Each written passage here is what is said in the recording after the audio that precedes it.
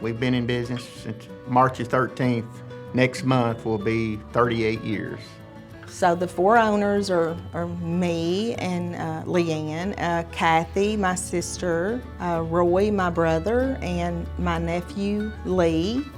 Started here when I was like probably too young to be working, but probably 12 or 13.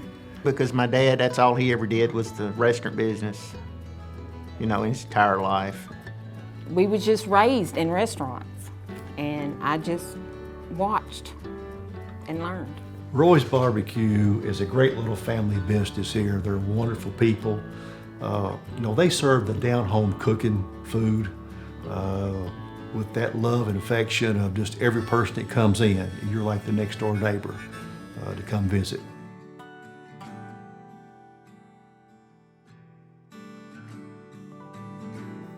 Well, that morning, I get to work, and we've been told the restaurants were going to be shut down.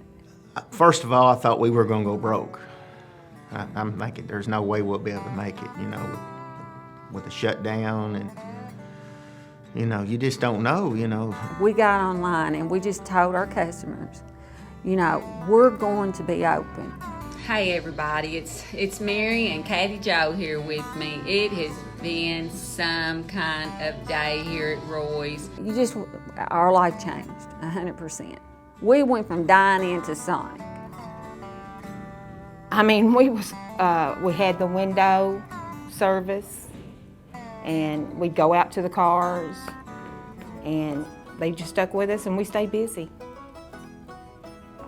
People buying so much food, you know, coming out eating.